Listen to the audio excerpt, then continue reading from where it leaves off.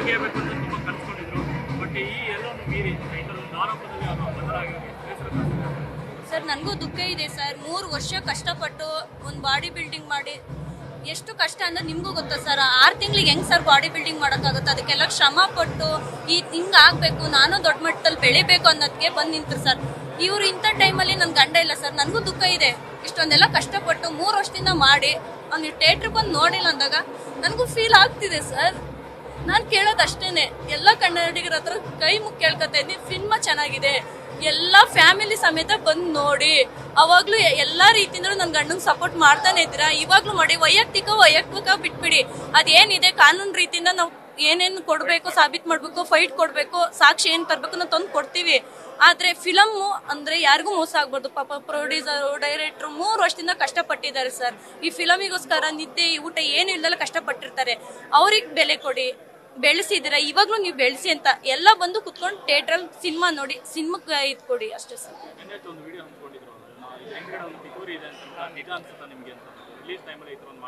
ಹೌದು ಸರ್, ಒಬ್ರು lady Don ಇದಾರೆ, ಅದು ಯಾರು ನನಗೆ ಗೊತ್ತಿಲ್ಲ ಸರ್. ತನಿಖೆ ಆದ್ಮೇಲೆ ಎಲ್ಲ ಗೊತ್ತಾಗುತ್ತೆ ಸರ್. ಸರ್ ಒಂದು ಪ್ರೋಗ್ರಾಮಿಗೆ ಹೋಯ್ತಾ ಇದ್ರು, ಬರ್ತಾ ಇದ್ರು ಅಂದ್ರೆ ಕ್ಲೋಸ್ ಫ್ರೆಂಡ್ಶಿಪ್ ಅಲ್ಲೇ ಇರ್ತಾರಲ್ವಾ ಸರ್. ಈಗ ಇವನು ಒಬ್ಬ ಇದ್ ಮಾಡಿದಾರೆ ಅಂದ್ರೆ ಕರ್ಕೊಂಡು ಹೋಗೋದು, ಕರ್ಕೊ ಬರೋದು. ಯಾಕೆಂದ್ರೆ ನಾನೊಬ್ಳು ಹೆಣ್ಮಗಳು ಸರ್. ಈ ಒಂದು ಹೆಣ್ಮಗ್ಳನ್ನ ಎಷ್ಟು ಕೇರ್ ಕರ್ಕೊಂಡು ಹೋಗಿರ್ತೀವಿ ಅಷ್ಟೇ ಕೇರ್ ಆಗ್ತಾನೋ ಮನೆ ಹತ್ರ ಬಿಡೋದು ಜವಾಬ್ದಾರಿ ಕರ್ಕೊಂಡು ಹೋಗೋದು ಇರುತ್ತಲ್ವ ಸರ್. ಕರ್ಕೊಂಡೋಗಿ ಕರ್ಕೊ ಬರೋದು ಮಾಡ್ತಾ ಇದ್ರು ಸರ್. ಪ್ರೋಗ್ರಾಮ್ ಇದ್ದಾಗ ಹೋಗಿ ಬರೋದು ಮಾಡ್ತಾ ಇದ್ರು ಸರ್.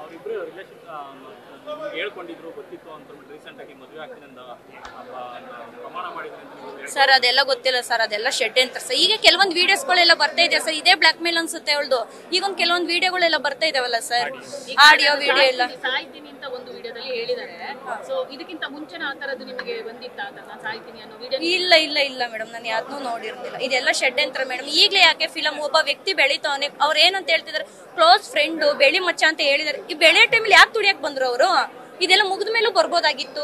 ಇಲ್ಲ ಅಷ್ಟು ವರ್ಷದಿಂದಲ್ವೇ ರಿಲೇಶನ್ಶಿಪ್ ಇರೋರು, ಮುಂಚೆನೆ ಕೊಡ್ಬೋದಾಗಿತ್ತು. ಈ ಸಿನಿಮಾಗೋಸ್ಕರನೇ ತಾನು ಇವರೆಲ್ಲ ಷಡ್ಯಂತ್ರ ಮಾಡಿ ಹಿಂಗ್ ಬಂದಿರೋದು.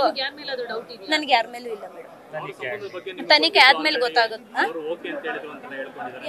ನನ್ಗೆ ಹೆಂಗ್ ಗೊತ್ತಿರ ಸರ್? ಗೊತ್ತಿರೋ ನಾನು ಇಷ್ಟು ದೂರ ಬರಕ್ ಬಿಡೋಣ ಸರ್? ನಾನು ಹೆಂಗ್ ಬರಕ್ ಬಿಡ್ತಾ ಇದ್ದೆ? ನಾನೇ ಅವ್ರನ್ನ ಕೇಳ್ತಾ ಇದ್ದೆ ಅಲ್ವಾ. ಇದೆಲ್ಲ ಸರ್ ಸಿನಿಮಾದಲ್ಲಿ ಬೆಳಿತಾವನೆ, ತುಣಿಬೇಕು ಅನ್ನೋದು ಷಡ್ಯಂತ್ರ ಸರ್ ಅಷ್ಟೇ. ಬೇಕಂತ ಮಾಡಿರೋ ಸರ್. ನಾವು ಅದಕ್ಕೂ ಪ್ರೂಫ್ ಕೊಡ್ತೀವಿ ಸರ್. ನಾವು ಕಾನೂನು ರೀತಿಯಿಂದ ಹೋಗಿ ನಾವು ಹೆಂಗ್ ಕೊಡ್ಬೇಕು ಹಂಗ್ ಕೊಡ್ತೀವಿ ಸರ್.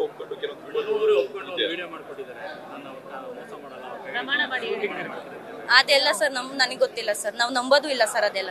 ಕೆಲವೊಂದ್ ಸಲ ಇವ್ರು ಇದು ಪ್ರಾಕ್ಟೀಸ್ ಮಾಡ್ಬೋದಲ್ಲ, ಒಂದ್ ಸ್ಕ್ರಿಪ್ಟಿಗೆ ಪ್ರಾಕ್ಟೀಸ್ ಮಾಡ್ಬೋದು, ಒಂದ್ ಸ್ಕ್ರಿಪ್ಟ್ ಮಾಡ್ಬೇಕಾದ್ರೆ ಪ್ರಾಕ್ಟೀಸ್ ಮಾಡ್ಬೋದು.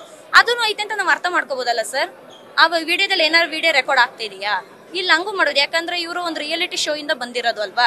ಅಲ್ಲಿ ಸ್ಕ್ರಿಪ್ಟಿಗೆ ಎಲ್ಲಾ ರೀತಿಯಿಂದ ಪ್ರಾಕ್ಟೀಸ್ ಮಾಡ್ಲೇಬೇಕು. ಇದು ಹಂಗೆ ಮಾಡ್ಯಾರ ಅಂತ ನಾನು ಅನ್ಕೋತೀನಿ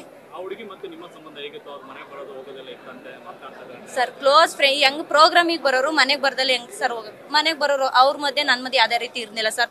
ಅವ್ರ ಪರ್ಸನಲ್ ಏನಂತ ನನ್ನ ಹತ್ರ ಯಾವತ್ತೂ ಶೇರ್ ಮಾಡ್ಕೊಂಡು ಬರೋರು ಹೋಗೋರು ಅಷ್ಟೇ ಸರ್. ಪ್ರೋಗ್ರಾಮಿಗೆ ಬಂದಾಗ ಬರೋರು ಮನೆಗೆ ಹೋಗೋರು, ಅದ್ ಬಿಟ್ರೆ ಏನು ಇಲ್ಲ ಸರ್. ನ್ಯೂಸ್ ಫಸ್ಟ್, ನಿರ್ಭೀತಿಯಿಂದ ನಿಮ್ಮ ಪರವಾಗಿ.